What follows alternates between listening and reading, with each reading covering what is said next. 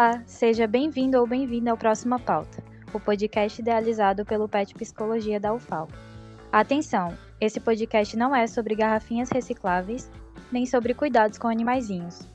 Meu nome é Maria Pedrosa, estou no 10º período de Psicologia e faço parte do PET Psicologia da UFAL.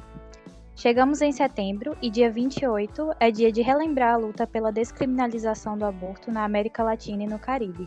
No episódio de hoje, pretendemos conversar um pouco sobre legalização e descriminalização do aborto no contexto brasileiro. Qual a importância de falarmos sobre isso?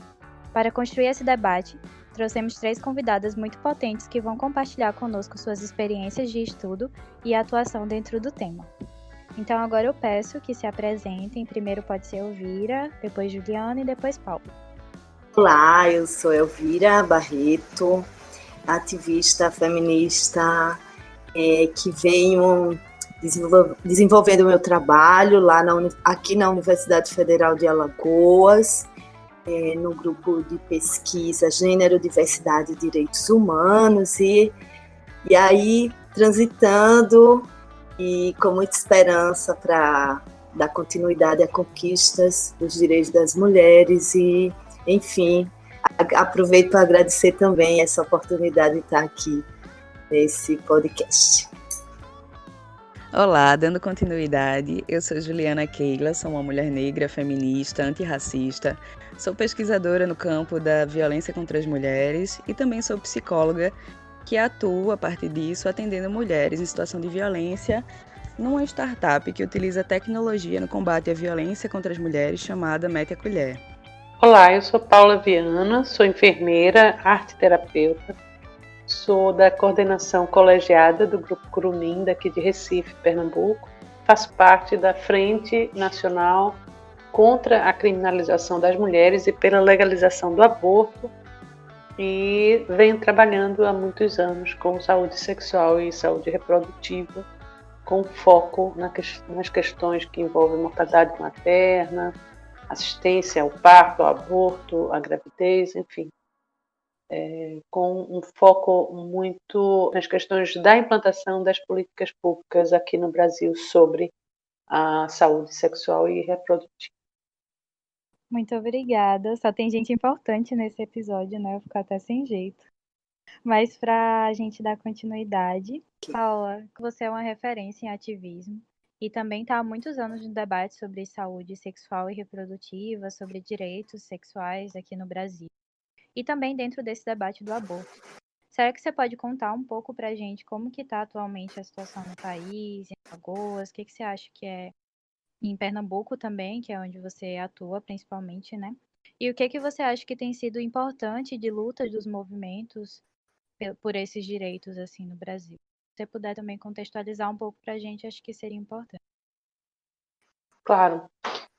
Bom, prazer estar aqui, grata pelo convite. Importantíssimo esses espaços que a gente pode falar sobre o direito ao aborto.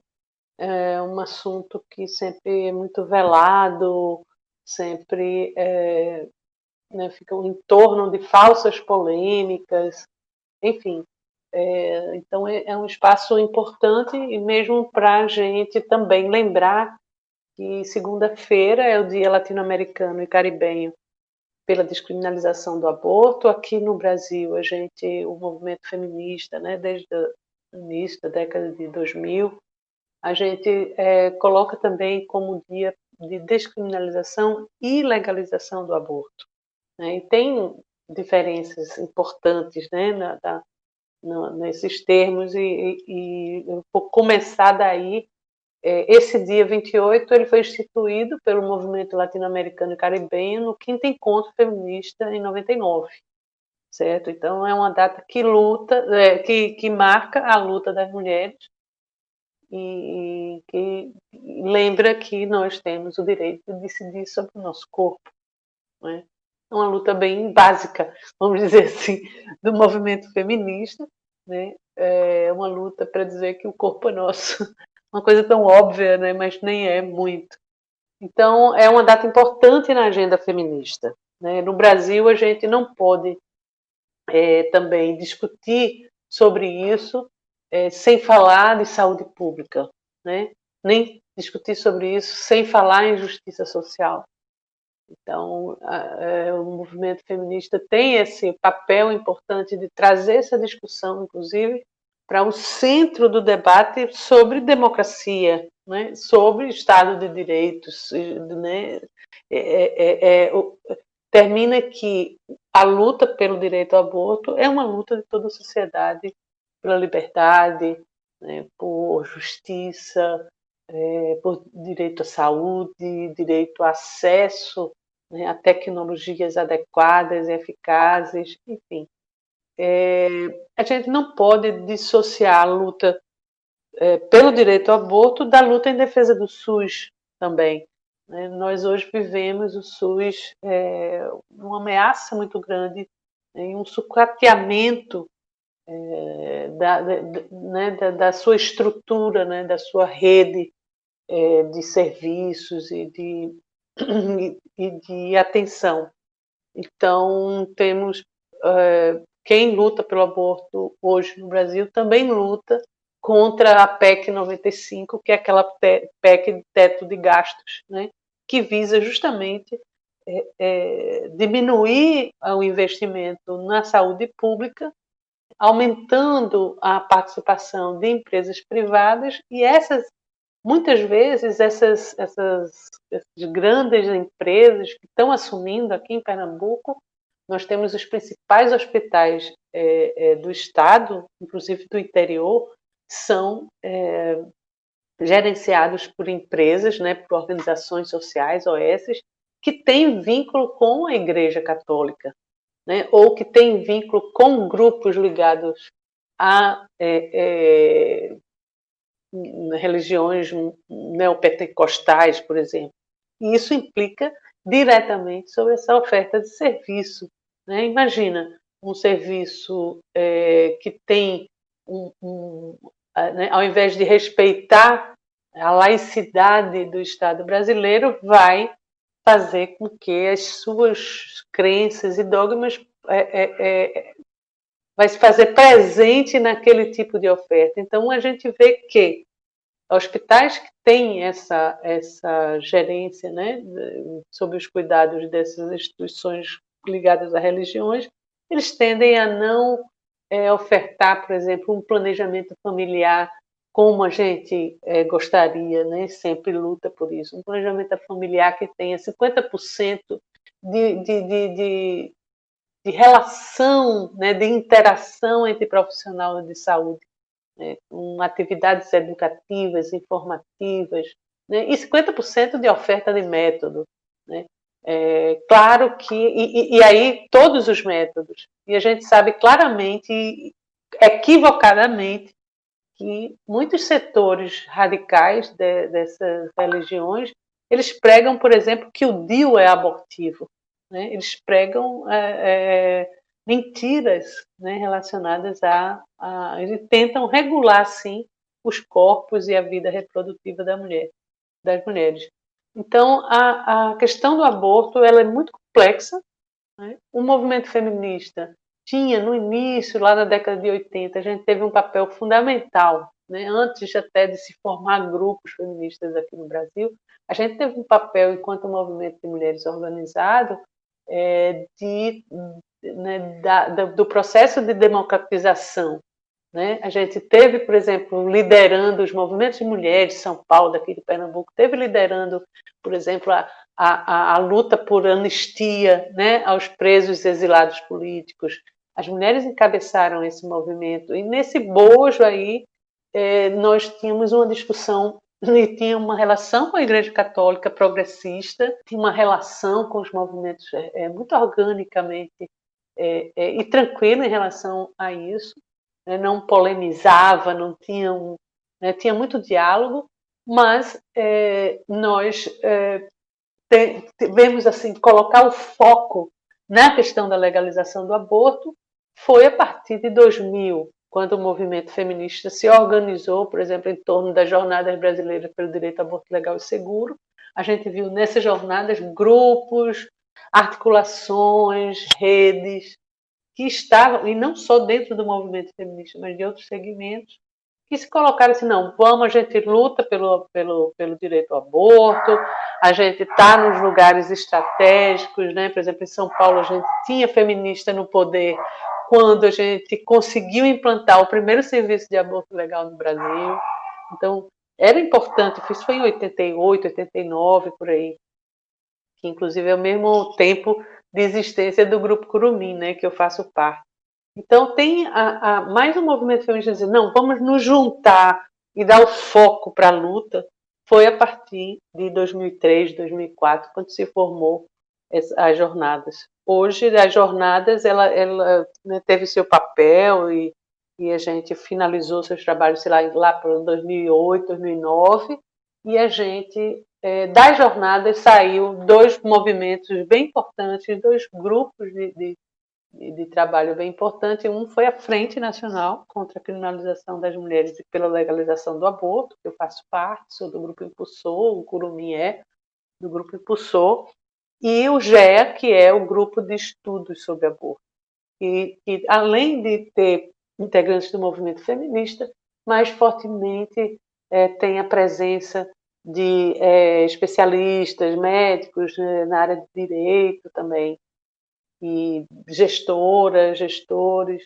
Então, a luta pelo direito ao aborto, ela tem fortemente, claro, o protagonismo do movimento feminista, mas a gente tem sim visto, né, e tem crescido a aliança também de outros setores, como de médicos, médicas, de assistentes sociais, fortemente. A gente tem da psicologia, né, a gente tem o CFP, o Conselho Federal de Psicologia, o Conselho Federal de Serviço Social, fazem parte, né, da Frente Nacional, por exemplo. Então, a gente tem outros setores de organização que também têm feministas, mas são organizadas, né, socialmente, né, de outras naturezas, e que fazem parte, como a CUT, né, ou a Marcha Mundial de Mulheres, ou também Sociedade Brasileira pela Bioética, enfim. Isso aí foi se diversificando, mas a partir do início da década de 2000. Paula, eu queria até lembrar, assim, um pouco estava lembrando das católicas, né, também, que católicas pelo direito a decidir. Eu acho que uma vanguarda foi a Ivone Gebara, né? Também é de Sim. Pernambuco, né? Sim, sim. E vem desde o século passado com a coragem, né, dessa teóloga feminista e que realmente vem sendo a referência também internacional dessa luta aqui no Brasil. Realmente são frentes que vão se abrindo, como você coloca, né? E que, como a Mari disse, não vamos aqui discutir sobre a preservação do meio ambiente, ou questões ligadas a... Mas sim, vamos aqui pensar, né, sobre uma parte da população que vem estando desprotegida no âmbito da sua saúde. As mulheres, né, quando vem o tema sobre a sua saúde no âmbito da sexualidade e da reprodução, há muito preconceito, né? Então, é nessa linha que as mulheres brasileiras vêm sendo expostas a uma injustiça histórica, né? Quando agora vem contradiscurso, depois de uma conquista que foi o Plano Nacional de Direitos Humanos, o terceiro plano, quando a gente vai se com a conquista no âmbito de reconhecer, pelo menos, a proteção à saúde das mulheres já assegurada em lei, né? O aborto, a realidade do aborto inseguro no país foi debatido, a necessidade da revisão da lei penal, a melhoria das condições de assistência nos casos previstos em lei, como a preservação da autonomia das mulheres. Isso foi inédito quando se debate aborto no Brasil, a discussão do direito de primeira geração, das mulheres como sujeito de direito, né? Além da proteção à sua saúde, à sua autonomia. E a gente vai vendo que hoje a gente está à mercê desse contradiscurso, dessa violência, que no governo, no governo da presidenta Dilma, o que foi conquistado no plano em 2019, há toda uma frente moralista que vai conseguir um retrocesso, de alguma forma, e que é retirada a consideração de que precisa ser respeitada a autonomia das mulheres. Isso chama bastante atenção, né? Acho que teve uma qualificação também do debate muito grande. Eu queria até ouvir um pouco Juliana, porque ela traz isso, né, na tese dela, na dissertação dela de mestrado, né, pela UFPE.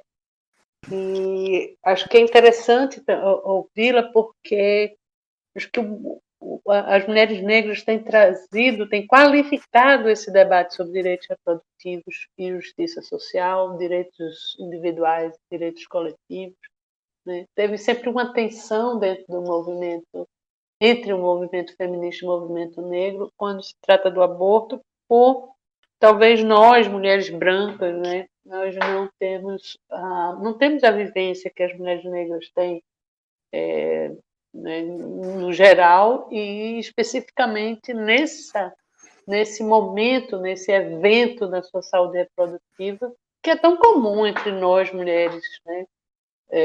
O aborto não é uma situação incomum, né? É uma situação comum da vida reprodutiva das mulheres, mas para as mulheres negras há uma vivência diferente, né, sobre isso. Com certeza. Sim, Paula. Vou começar agradecendo pelo convite da Maria e de toda a equipe que está organizando esse podcast tão necessário, né? E agradecer também pela possibilidade de estar em diálogo com duas mulheres que são inspiração para mim e para tantas outras mulheres jovens que estão pautando a questão dos direitos reprodutivos, dos direitos sexuais das mulheres e estão construindo uma atuação pautada também no que vocês já construíram antes, né? Então agradeço a Elvira e a Paula Viana pela possibilidade de estar dialogando com vocês. Então, para iniciar um pouco a minha fala sobre essas questões que a gente está discutindo, é interessante deixar explícito, né, para a sociedade de modo geral, que quando a gente pensa as questões relacionadas a aborto, isso vai muito além de pensar numa perspectiva de ser contra ou a favor do aborto, como infelizmente a gente ainda vê muito na sociedade, né, sendo debatido. A gente precisa pautar essas questões entendendo que a criminalização do aborto afeta de formas diversas a vida das mulheres e a saúde das mulheres e mata cotidianamente as mulheres brasileiras. Então, a gente precisa pensar e atuar diante dessa questão, entendendo-a como uma questão de saúde pública e de justiça. E quando a gente pensa, sobretudo, o lugar social das mulheres negras, que é o lugar também do qual eu falo, né, outras questões se intensificam. Porque apesar do aborto atravessar a experiência reprodutiva de todas as mulheres e demais pessoas com útero, a gente sabe pela lógica e a estrutura pela qual se organiza a nossa sociedade que algumas questões se intensificam quando a gente pensa a situação das mulheres negras, das mulheres indígenas, das mulheres pobres, das mulheres com deficiência, e é a partir disso também que eu gostaria de falar e pautar a minha fala, né? Porque se a gente considerar a partir dos dados, por exemplo, produzidos pela ANIS, 15% de mulheres negras no Brasil dizem já ter realizado aborto, enquanto 24% das mulheres indígenas também relatam já ter realizado aborto ao decorrer da sua experiência e vida reprodutiva, enquanto 9% das mulheres brancas relatam ter realizado essa prática. E como que a gente pode pensar essas diferenças, né, entre outras tantas que se colocam quando a gente pensa a questão do aborto? que isso pode estar relacionado ao que Paula também já mencionou sobre como a saúde, de modo geral, acolhe as mulheres e pensa essas questões. A gente entende que uma série de vulnerabilidades outras se colocam para as mulheres negras, para as mulheres indígenas, para as mulheres com deficiência. Isso faz com que, em sua maioria, essas mulheres não consigam acessar as políticas de saúde da forma devida, também não consigam acessar, consequentemente, as políticas de prevenção à gravidez não planejada, as contracepções necessárias a uma experiência sadia da sua sexualidade e também a uma educação sexual de forma integral, que realmente considere as demandas dessas populações. E isso tudo se coloca no debate sobre criminalização e descriminalização do aborto, e é necessário para a gente estar pensando quando a gente pauta essas questões numa perspectiva de garantia dos direitos das mulheres, entendendo essa integralidade e entendendo também que essa categoria mulher não responde a um sujeito universal. Existem formas diversas de ser mulher nessa sociedade e que a gente precisa acolher essas formas diversas e pautar também como essas pessoas que estão nesses grupos específicos vivenciam essa questão do aborto. Então, a partir da minha trajetória, eu busco pensar sempre as questões de como as intersecções de gênero, de raça, de classe, território, deficiência produzem violências específicas contra as mulheres nesse campo. Por que eu nomeio como violência? Porque a gente entende que a não garantia dos direitos das mulheres, a não garantia dos direitos reprodutivos e dos demais direitos se configuram sim como violências. E quando a gente entende também a intersecção entre esses marcadores sociais, a gente configura essa violência como uma violência interseccional. Então, sem desconsiderar ou invisibilizar as questões específicas do racismo, da misoginia, do capacitismo também contra as pessoas com deficiência, é importante a gente entender que essas violências também são violências interseccionais, que as mulheres, quando elas não têm seus direitos sexuais, seus direitos reprodutivos garantidos, elas estão sofrendo violências. E a gente precisa pensar que esse é um fenômeno extremamente complexo, que, como eu mencionei antes, afeta de diversas formas a saúde das mulheres, a sua existência como um todo. Outra questão importante nesse debate, que dialoga bastante com o que a Elvira já falou, com o que a Paula já falou, é que quando a gente pensa na garantia dos direitos das mulheres, dos direitos reprodutivos, nessa perspectiva também que eu já anunciei para vocês, da interseccionalidade, a partir também do lugar de mulher negra e jovem que está pautando essas questões, a gente entende e precisa considerar também que os direitos reprodutivos, eles são sim importantes, são necessários, mas para que eles de fato sejam garantidos, é necessário que eles estejam conectados com a garantia dos demais direitos básicos, como direito à moradia, direito a transporte, à alimentação, como acesso à saúde, que a gente já mencionou aqui. Então, só é possível que mulheres, especificamente mulheres negras, mulheres pobres, mulheres indígenas, mulheres com deficiência, acessem seus direitos reprodutivos e consigam, de fato, ter esses direitos garantidos. Isso só é possível quando os demais direitos também são considerados. E isso está no escopo que a gente chama de justiça reprodutiva, que é algo central para nós mulheres negras, né? A gente não pode pensar esses direitos de maneira conectada, porque a mulher, por exemplo, ela só consegue acessar um serviço de saúde, no caso de aborto legal, por exemplo, quando ela de fato tem como se deslocar dentro do seu território, quando ela tem dinheiro ou condições básicas de existência para garantir transporte, sua alimentação, quando ela tem também condições de sair da sua moradia, quando ela tem também uma moradia, né?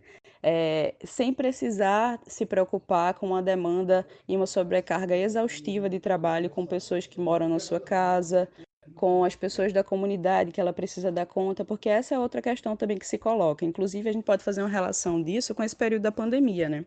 Muitas mulheres têm intensificado ou têm tido suas vulnerabilidades intensificadas nesse quesito do cuidado à sua saúde reprodutiva e da sua saúde sexual, porque com o período do isolamento, elas acabam tendo uma sobrecarga ainda maior de cuidados e de tarefas no ambiente doméstico.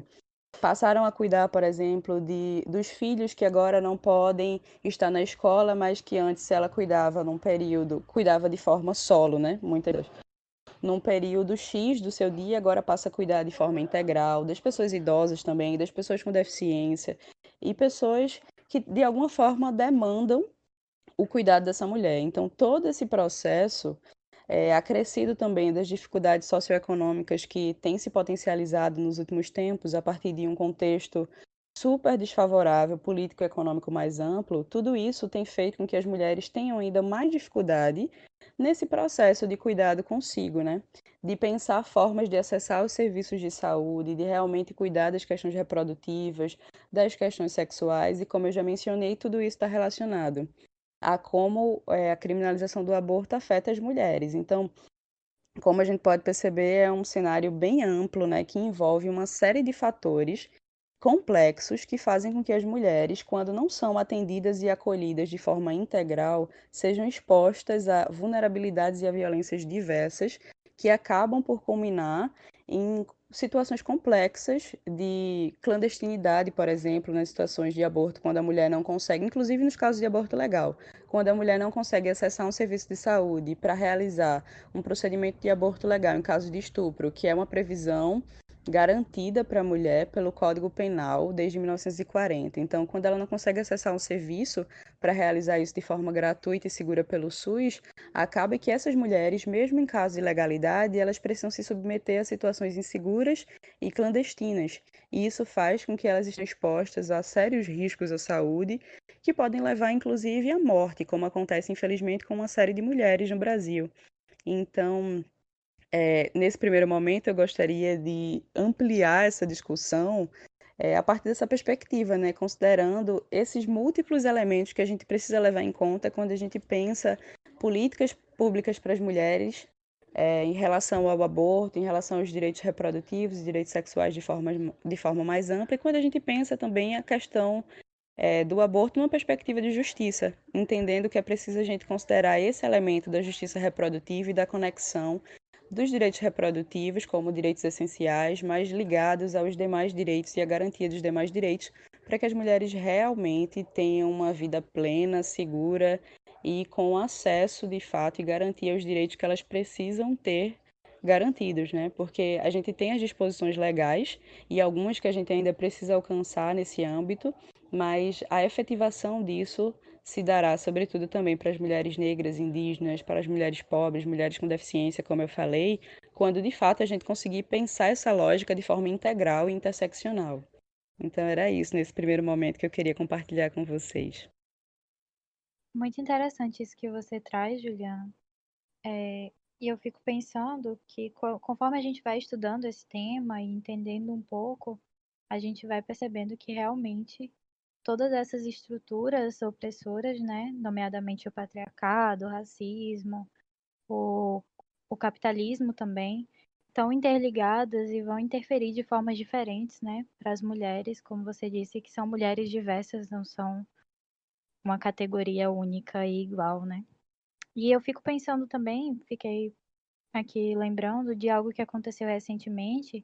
O governo lançou uma portaria, a portaria 2282, se eu não estiver enganada, do dia 27 de agosto, que dispõe sobre o procedimento de justificação e autorização da interrupção da gravidez em casos previstos em leis. E é uma portaria que me parece ser um grande retrocesso. Acho que, como vocês estavam falando, você falou um pouco, a Paula também comentou sobre como essa criminalização e ilegalidade do aborto interfere mesmo em casos de aborto legal, né? Em casos que estão previstos em leis de interrupção de gravidez.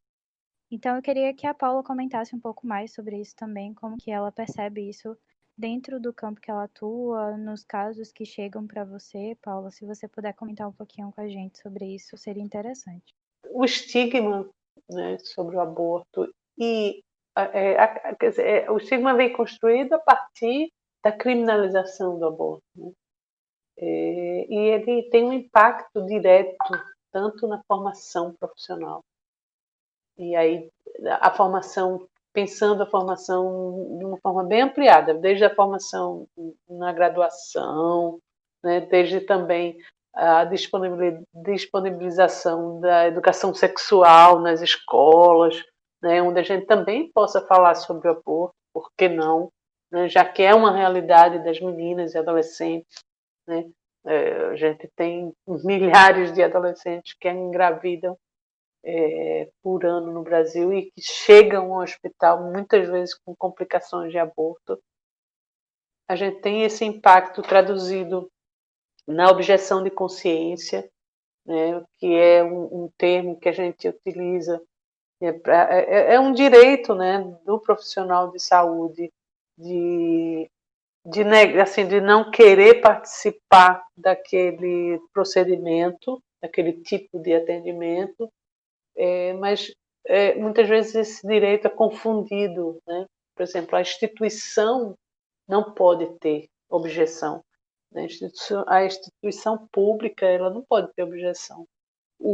Assim como o profissional de saúde, o objetor, né, o que diz, não, a minha religião não permite isso, né, ou as minhas crenças, né, fazem com que eu não possa participar desse tipo de procedimento.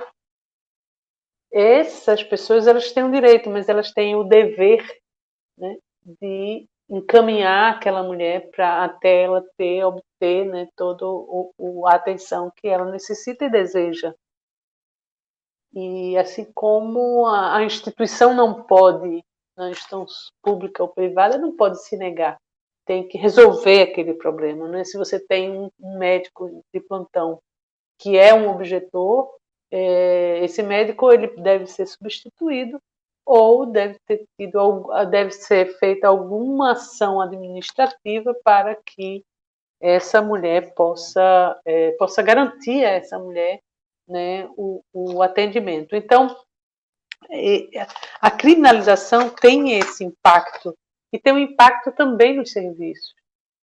Ultimamente a gente viu um caso que eu chamo um caso emblemático, né, que foi uma menina de 10 anos que engravidou depois de 6 anos, né? Depois de 6 anos, depois de 4 anos sendo estuprada pelo tio, não era nem tio, era um companheiro de uma tia, no Espírito Santo, e essa menina, além de toda essa violência que ela sofreu, né, destruindo a infância dela, além disso, ela teve que enfrentar uma série de violações até poder garantir a ela o direito a interromper a gravidez provocada por esses sucessivos estupros. Então, esse caso, eu digo, é um caso emblemático, né? Ele não é um caso incomum, infelizmente.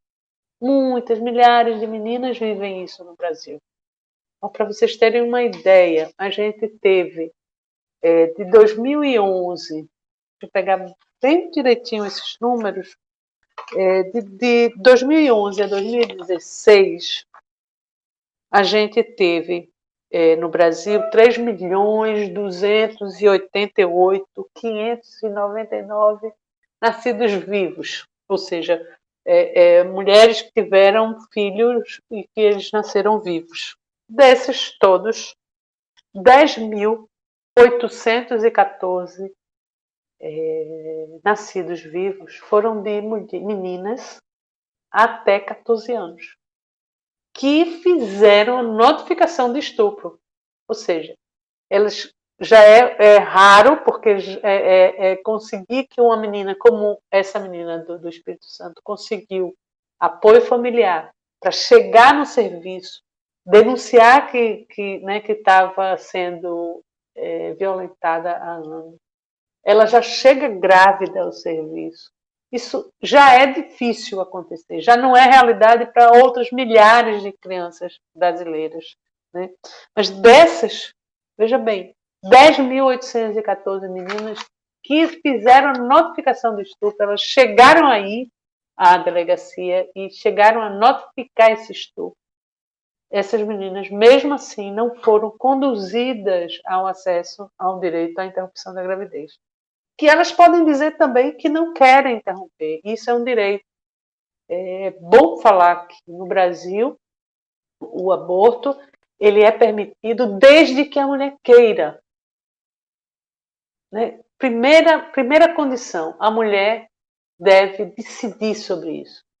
Então, ela decidindo o que quer, ela pode, nessas situações, quando a gravidez é resultado de uma violência sexual, quando aquela gravidez põe em risco a vida dela, e quando aquela gravidez tem a situação de ser um feto que não teve o cérebro formado, a anencefalia.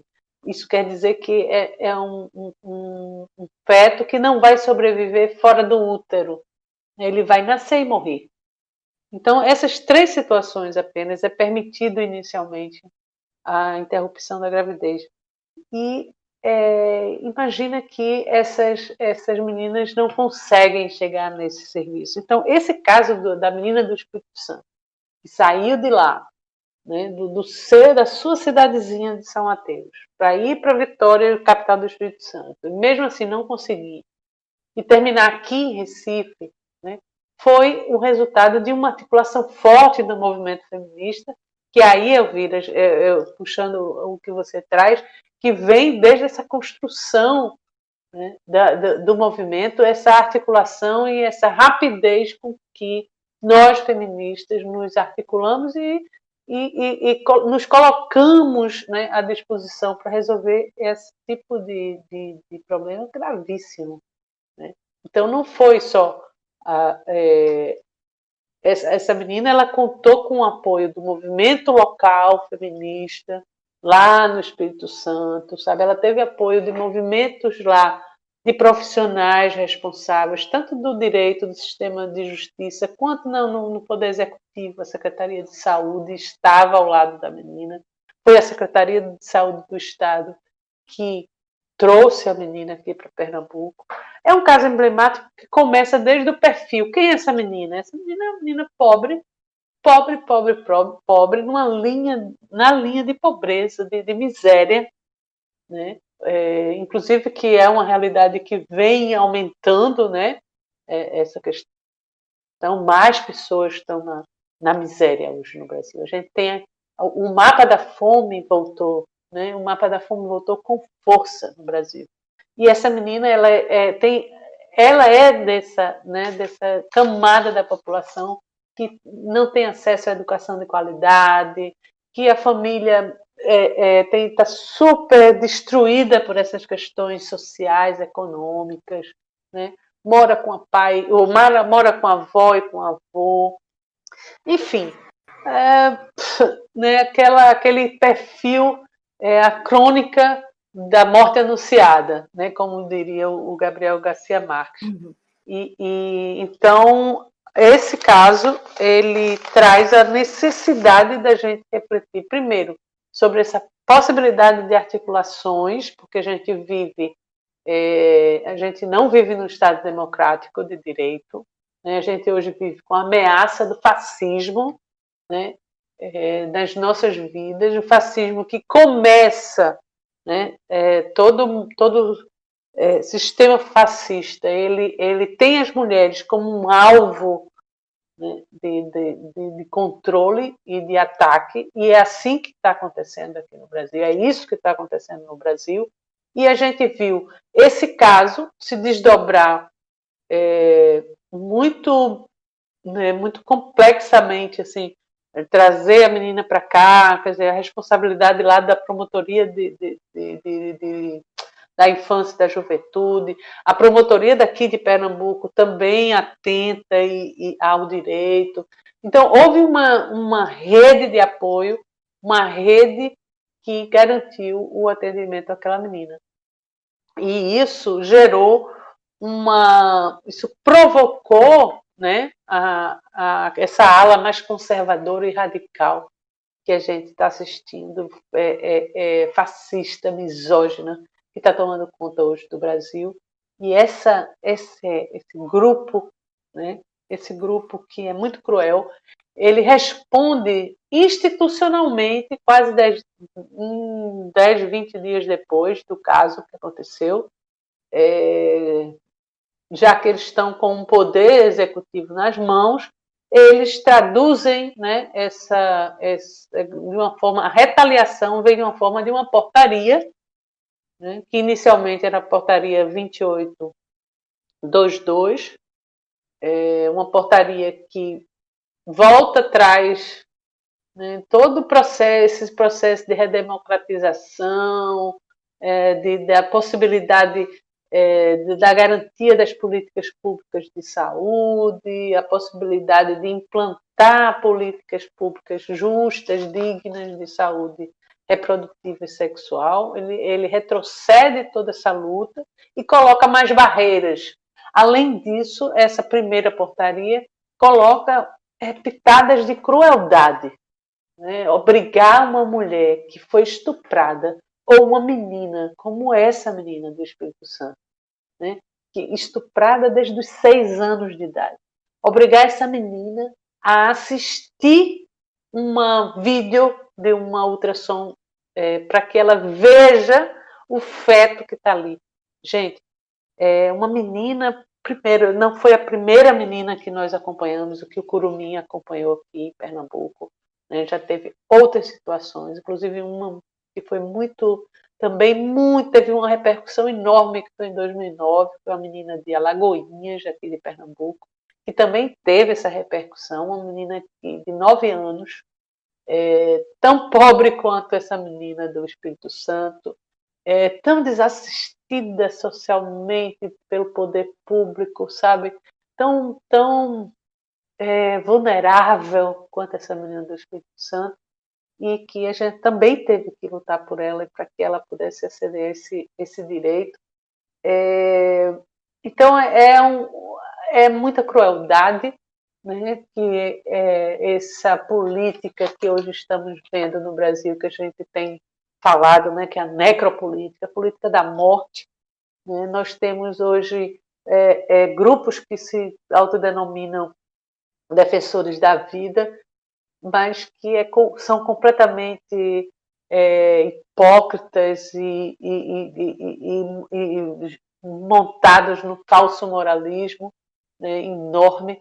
E nós estamos atentas. Essa portaria 2822 foi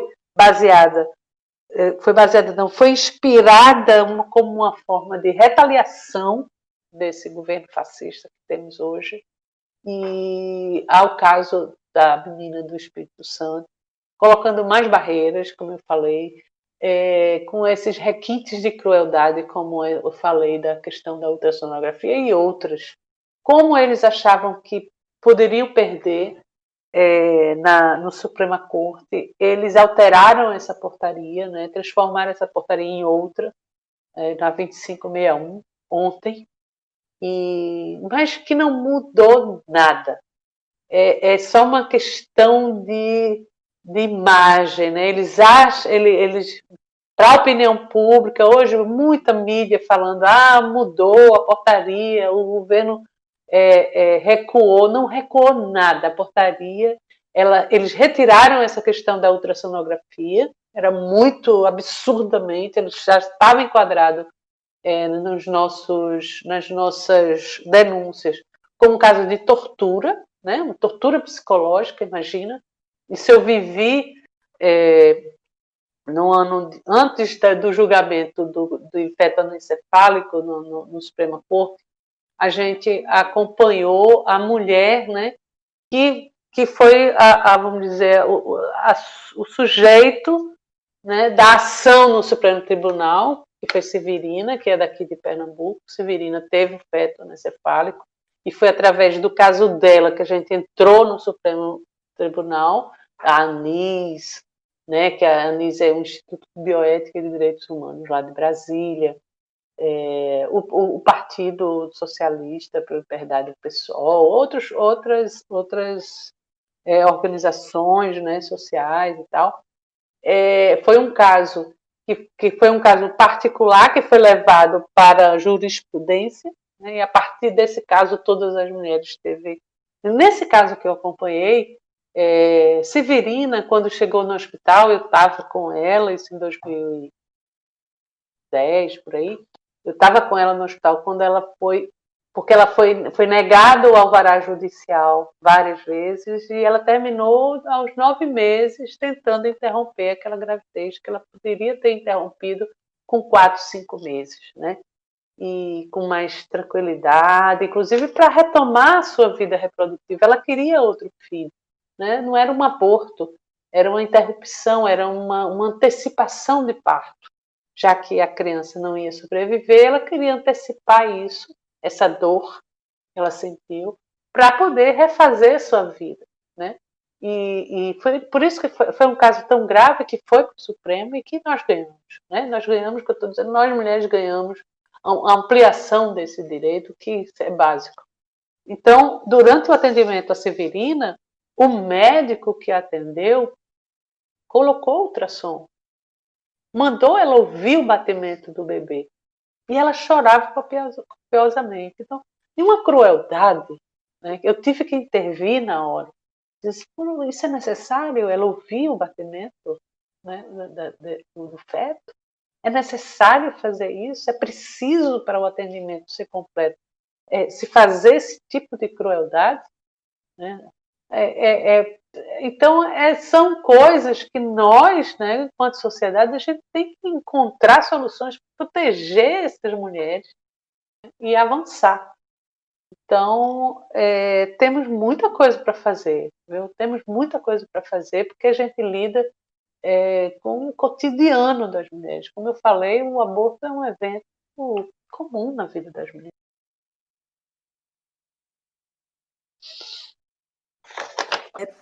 Paula, o que você traz é tão forte, né, que a gente se depara com um estado profundo de violação de direitos das mulheres, que historicamente isso vai se agravando, isso que gera um certo desespero, que quando você traz a essa experiência referencial, né, dessa jovenzinha que só resolveu lá em Recife, Curumim, e a toda uma rede de proteção, e a importância do movimento feminista, que é um aspecto positivo diante de tanta adversidade, essa visibilidade, e, por outro lado, esse contradiscurso que, todo o tempo, esse governo neofascista faz com que a desesperança também chegue de uma forma bastante forte. E me traz uma reflexão quando você estava relatando todos os obstáculos, os profissionais do serviço de saúde, a moralização do debate do aborto que vai se agravando e se aprofundando. Que estratégias nós, né, do movimento feminista, do ponto de vista de avanço e de arregimentar aliados e aliadas para essa frente de proteção aos direitos das mulheres, aos direitos reprodutivos das mulheres, qual seria a estratégia discursiva no sentido da gente, porque a gente fala que para a gente é muito, muito claro essa necessidade de proteção dessa vida vivida, né? Que é a vida das mulheres que entram em situação de interrupção de uma gravidez, ou mesmo necessitando essa interrupção, mas há um obstáculo aí que a gente, desde o século passado, enquanto movimento, desde a rede de saúde e tal, que não capilariza e cada vez mais essa rede internacional que traz o foco principal na criminalização das mulheres, não é nem do aborto, do feminismo, né? Que com a bandeira de que as feministas querem destruir as famílias. E quando desemboca no tema do aborto, é como se fosse a prova dessa bandeira de destruição.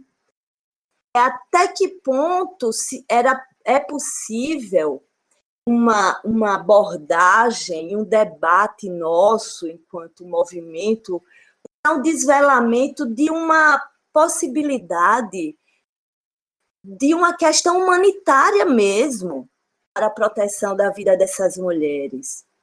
Ninguém, não é uma opção como se trata, né? Que a mulher, se não tomar cuidado, a mulher não vai se cuidar e vai ser um método contraceptivo o aborto. São discursos rasos que, na sociedade do espetáculo, é incorporado.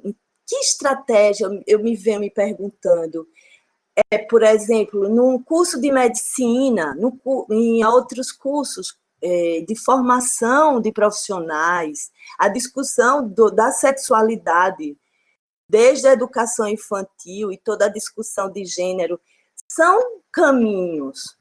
Mas aqui, até que ponto à frente, a gente hoje tem o judiciário como aliado, até que ponto? Estou trazendo questões. Qual seria a nossa maneira de abordar o tema ou de formar profissionais de saúde e de todas as áreas para que haja um mínimo de respeito e a valorização, a proteção dos direitos humanos das mulheres, como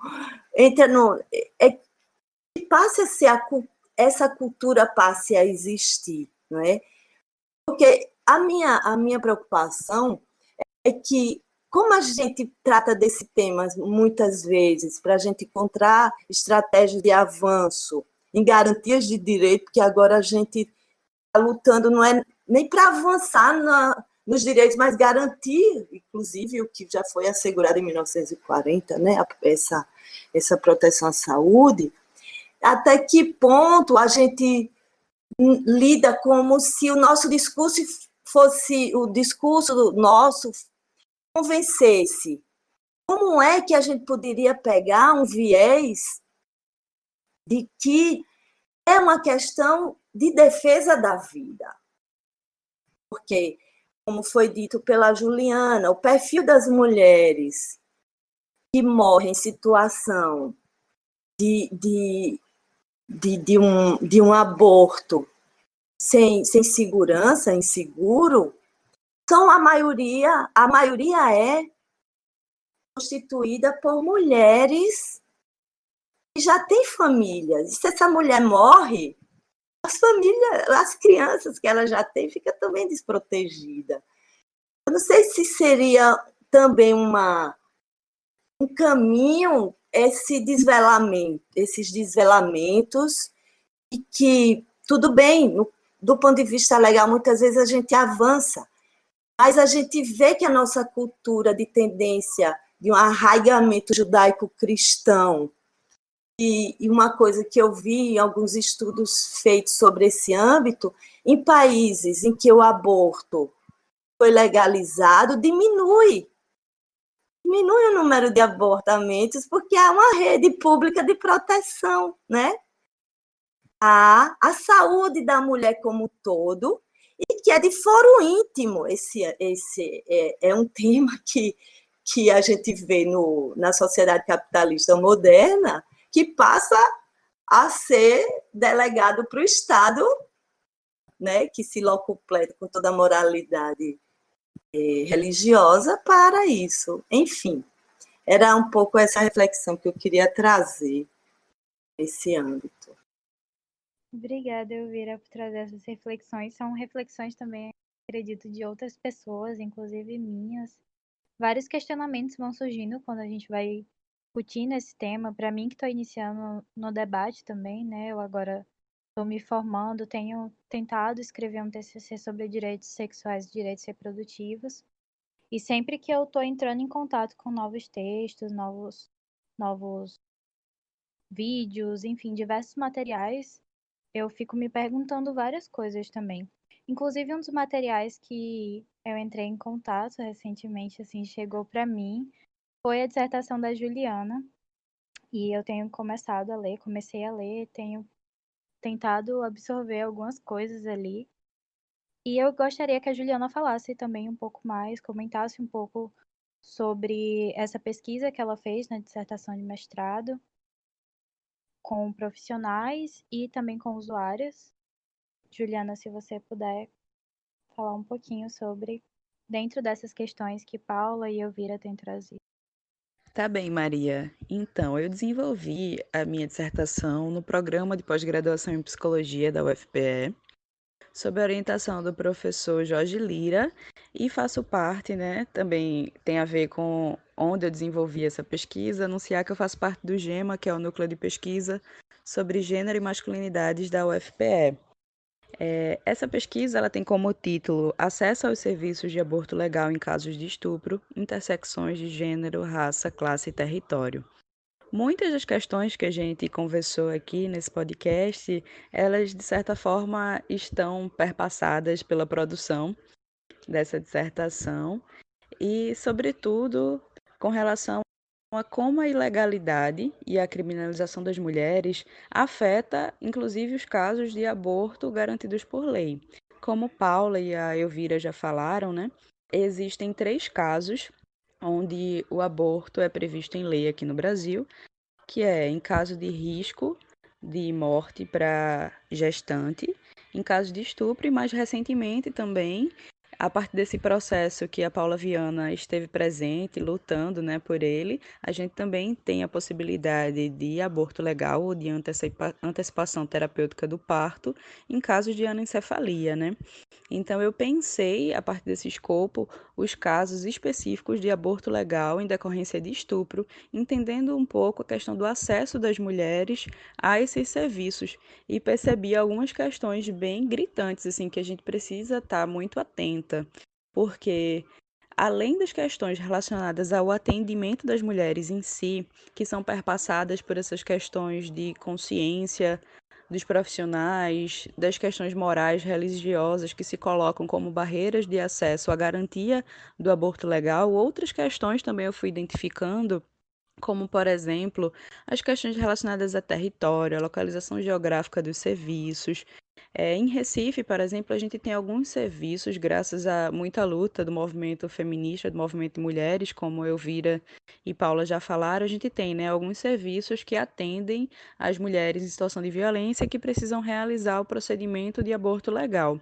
Mas ainda assim, para algumas mulheres, o fato da existência em si dos serviços não dá conta que elas realmente acessem esse direito e consigam realizar o procedimento de aborto legal de forma segura e gratuita, como preconiza o Ministério da Saúde e as políticas de garantia de direitos às mulheres em situação de violência de modo geral. Uma questão, por exemplo, diz respeito à localização dos serviços. Muitos deles são localizados em áreas centrais. Um deles, inclusive, que é algo que me chamou muita atenção, é localizado na BR, num local de difícil acesso, que muitas mulheres, assim, não conseguiriam acessar a menos que pagassem um transporte particular ou então se expusessem a situações que, para uma mulher em situação de violência, pode se agravar, assim, e agravar a situação dela. Então, todas essas questões eu fui pensando para entender, de fato, o que é que perpassa, né? Esse acesso das mulheres ao aborto legal e aos serviços de aborto legal como caminho para que elas consigam ter esse direito garantido. E fui percebendo, a partir também de tudo isso que a gente comentou, que todas essas questões podem ser entendidas como estratégias para que as mulheres tenham a garantia de seus direitos impedida e continue havendo essa perpetuação da criminalização das mulheres, ainda quando elas conseguem ou deveriam conseguir acessar esse direito dentro do escopo da legalidade. Seria, por exemplo, num caso de uma mulher que engravidou em decorrência da violência sexual. Então, tudo isso como a objeção de consciência de profissionais para as mulheres que conseguem chegar até o serviço, mas se deparam com profissionais que não atendem satisfatoriamente a demanda delas, não quer realizar o procedimento. Também as questões de localização do serviço, como eu já mencionei, e outras estratégias como essa que são colocadas por essa norma que está se impondo agora para as mulheres, que vocês já comentam, que a gente já conversou um pouco sobre elas, né? Tudo isso pode ser entendido a partir também dessa questão da ilegalidade, né? Como uma forma de manter essa lógica que faz com que as mulheres, por não conseguir acessar seu direito, tenham que se submeter a situações de clandestinidade, situações perigosas para a saúde delas e venham a ter consequências danosas para a sua saúde, que, como a Elvira falou, acaba afetando não só a vida da mulher, mas de toda a sua estrutura familiar. Muitas dessas mulheres que realizam o procedimento de aborto são mulheres que já estão em um casamento ou numa relação outra, que já têm filhos. A maioria das pesquisas também nessa área apontam que são mulheres, em sua maioria, casadas, mulheres também com religião, que é outra questão importante para a gente pensar, né? porque muito se associa, né, ao do discurso religioso a essa questão do aborto, mas eu também percebi ao decorrer da minha pesquisa e também em contato com outras pesquisas que já foram produzidas que muitas das mulheres elas têm sim religião, elas pactuam dessas crenças e seguem uma doutrina, mas quando se deparam com uma situação relacionada aos seus direitos reprodutivos, ao aborto, é onde eu pude identificar que há uma negociação maior das mulheres com suas próprias crenças, com suas doutrinas, e elas acabam realizando o procedimento independente dessa doutrina. Algumas das mulheres que eu entrevistei traziam isso, né? Que elas acreditavam sim em Deus, que elas tinham religião, mas elas precisavam fazer esse procedimento, porque isso era muito maior do que a religião conseguia dar conta naquele momento. Isso falava sobre as possibilidades de existência delas, sobre a segurança dela, a segurança da família, a segurança dos filhos, porque se ela não realizasse o procedimento, ela não ia conseguir dar conta de uma existência realmente que fosse possível, tanto para elas quanto para as famílias delas, né? Como a Elvira bem pontuou, que é uma coisa que não envolve só a mulher de maneira individual, mas envolve toda a estrutura familiar, a comunidade e a sociedade como um todo. Então, de modo geral, o que eu pude perceber ao decorrer da pesquisa é isso que a gente vem conversando, que a ilegalidade ela se coloca de forma muito perversa e complexa também na realidade das mulheres, inclusive quando elas estão diante de uma situação de legalidade, ou que seria de uma legalidade esperada, né?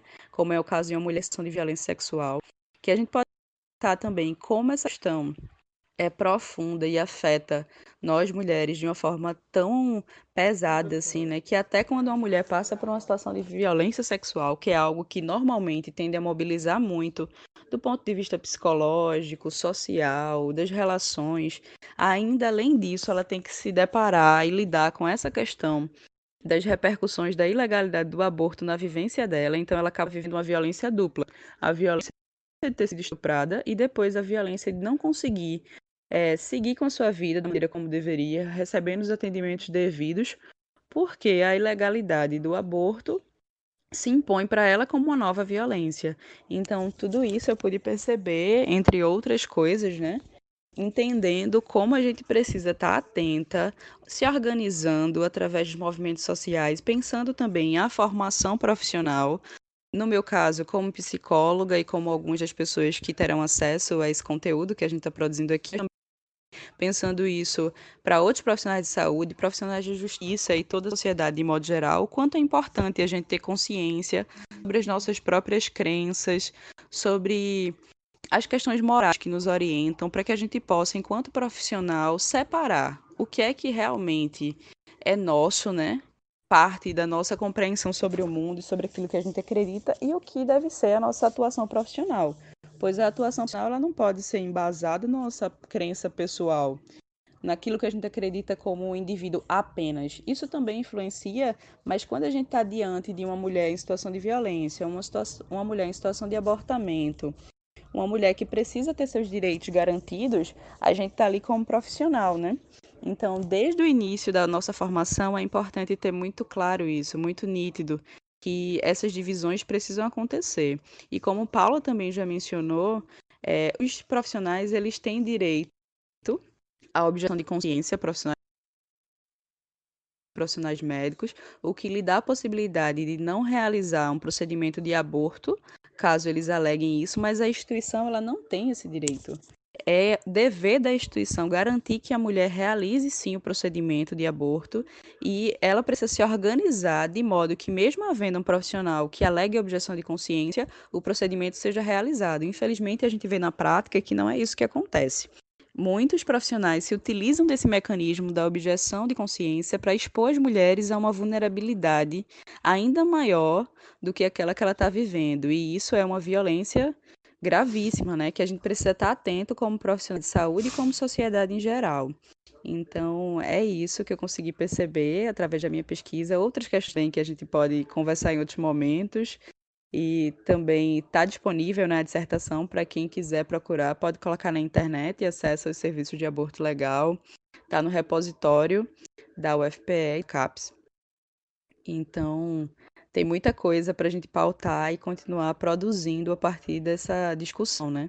E também sempre conectando esse fazer científico à vivência prática das mulheres, porque eu acho que é uma coisa muito importante para quem pesquisa e se dedica a pensar questões relacionadas a direitos reprodutivos das mulheres, é considerar que aquilo que a gente faz tem uma implicação na vida das mulheres e, diante disso, precisa estar ancorado na experiência que a gente pode chamar, entre aspas, de experiência real das mulheres. Muito bom, Juliana. Você traz aí na sua fala diversas possibilidades, né, do que a gente pode fazer para que as coisas não fiquem só também nas palavras, né? E eu acho que isso é muito interessante para nós que estamos na psicologia, mas também para diversas outras áreas, repensarem o fazer e o próprio cotidiano. E agora, para a gente se encaminhar um pouquinho para o final, eu queria também que Elvira e Paula trouxessem um pouco do que elas acham que a gente pode fazer para trazer mais visibilidade para a pauta no nosso dia a dia, mas também nos nossos cursos e profissões. Como que a gente pode fomentar essas mudanças na realidade? E também fica o espaço aberto agora para vocês três trazerem outras questões que vocês acharem importantes antes da gente finalizar o debate. Me vem, sabe, sempre muito presente uma preocupação de resgatar, do ponto de vista da formação, que a gente lida como docente, com muita gente, né, durante vários anos da nossa vida de educadora. E eu penso que uma frente importante é historicizar de onde vem essa apropriação do corpo das mulheres e a consolidação dessa cultura oralista que do ponto de vista do Estado moderno, é como se naturalizasse esse direito de decidir sobre nossos corpos. E então acho que é muito importante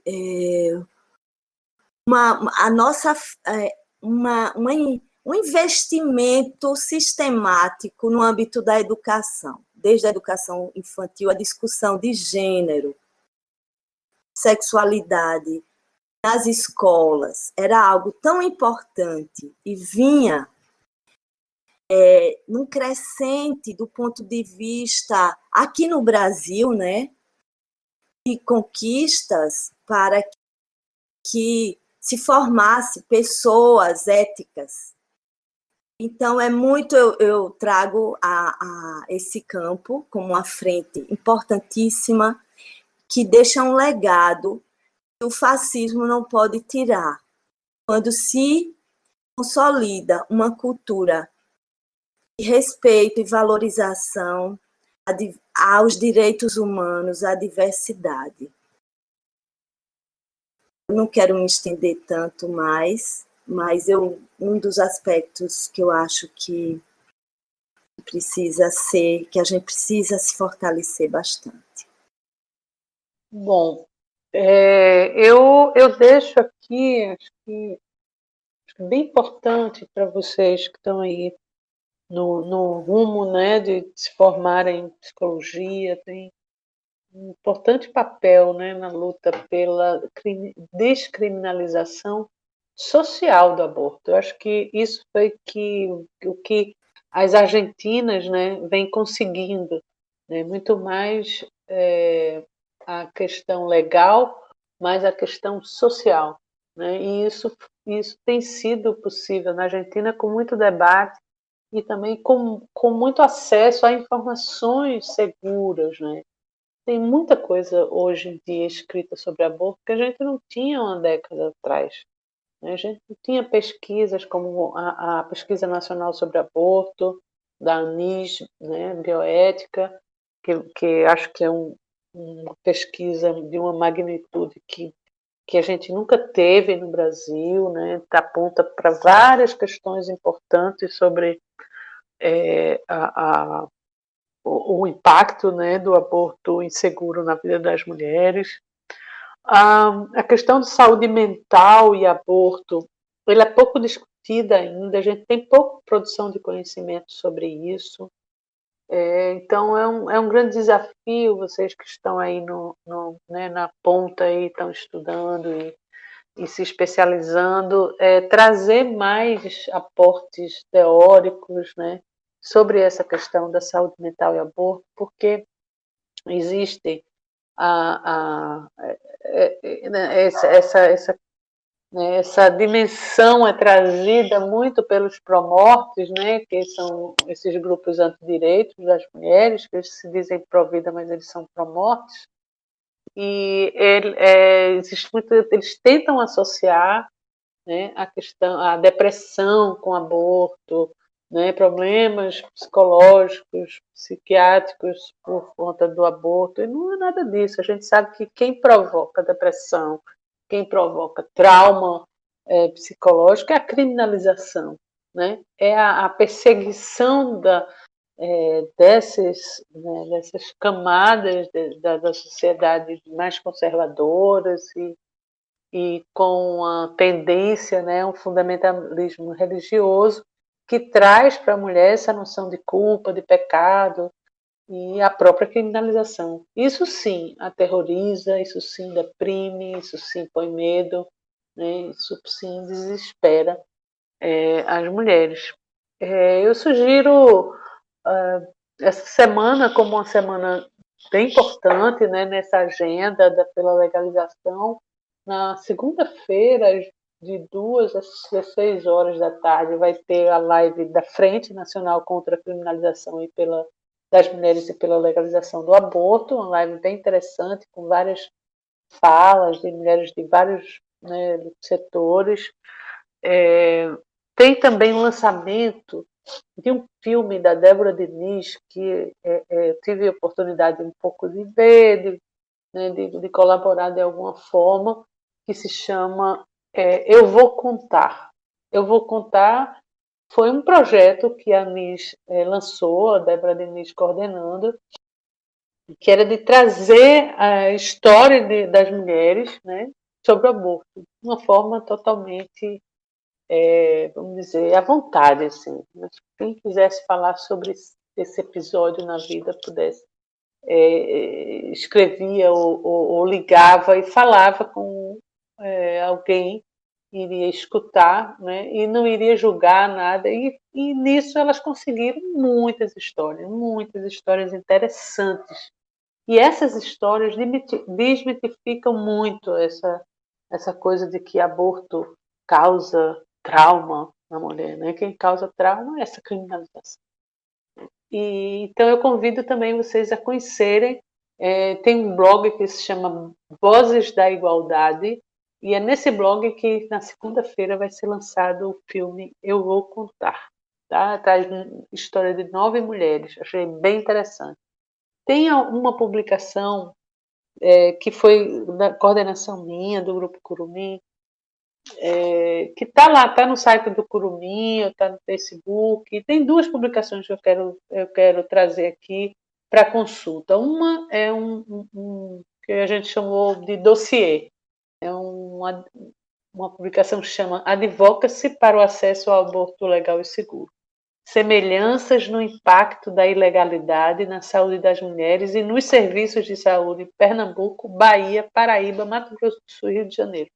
Foi um dossiê que a gente fez sobre esse impacto, tanto nos serviços quanto na vida das mulheres. É muito interessante, muito interessante. Traz aspecto também, por exemplo, da mortalidade materna relacionada ao aborto, porque o aborto é uma causa de morte materna 100% evitável. Então, tira por aí esse problema como é profundo. E outra publicação que também está lá no site do Curumim, está no site do Cefêmea, porque foi uma publicação conjunta, que se chama Trajetórias e Argumentos pelo Direito ao Aborto Legal no Brasil.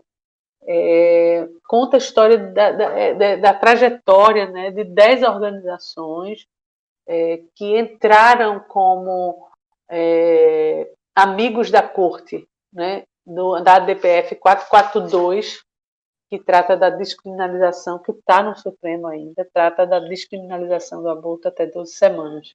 Então, a gente fez essa publicação reunindo todos os argumentos que essas organizações levaram para a Suprema Corte para justificar a defesa do direito ao aborto. Então, é bem interessante. Se chama Trajetórias e Argumentos Feministas pelo Direito ao Aborto no Brasil. Então é isso. Agradecer imensamente o convite. O Curumim está aberto para vocês podem entrar no Facebook ou no Instagram, deixar mensagens, a gente atende sempre. E vai ser um prazer enorme poder colaborar de outra forma e atuar junto por justiça social em relação ao aborto no Brasil.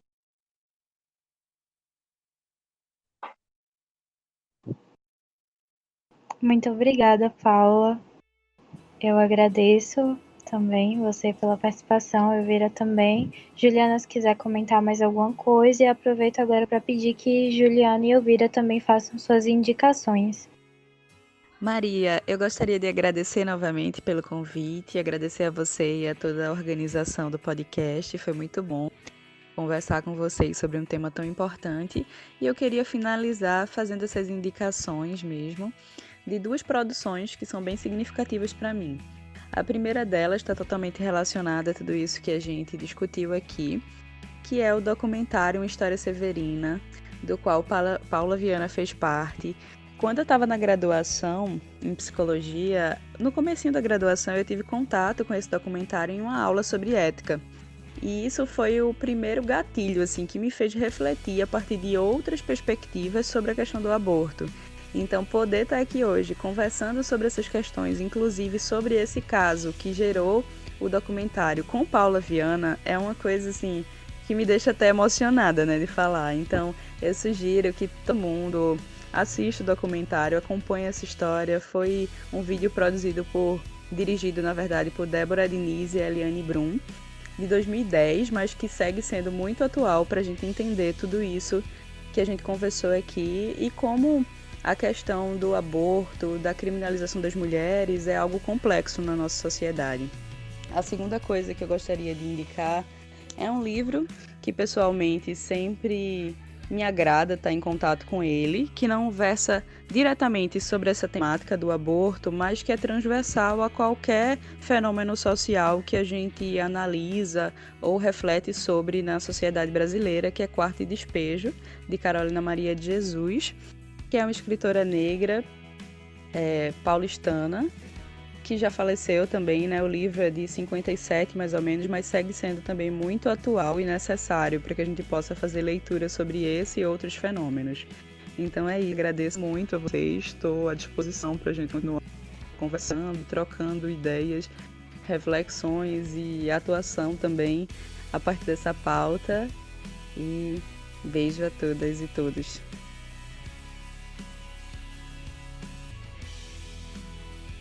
Eu entro para algumas recomendações e ratifico, acho que as três falas.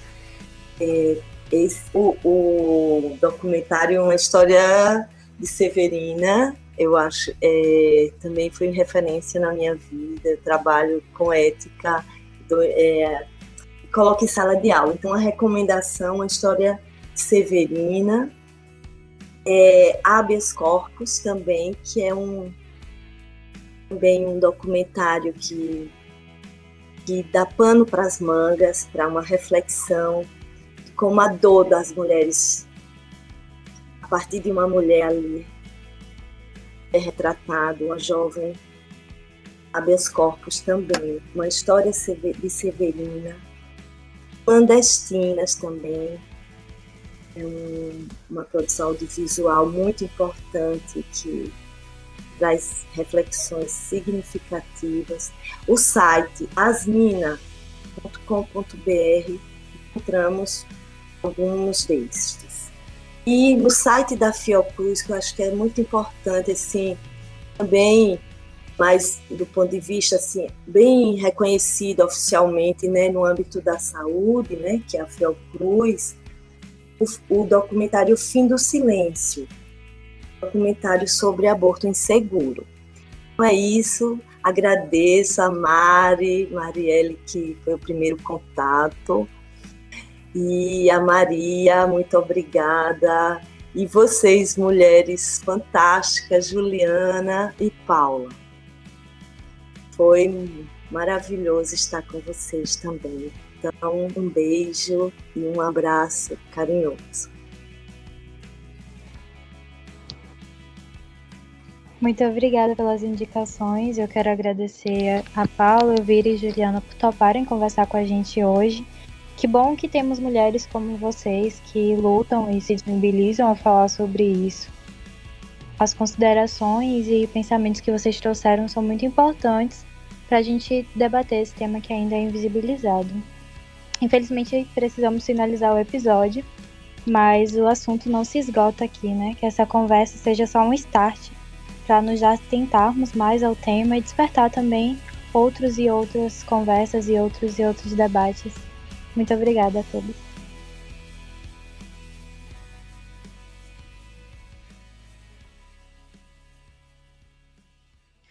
Gostaríamos de agradecer também especialmente à professora Thelma Low pela parceria de sempre e ajuda na construção desse episódio.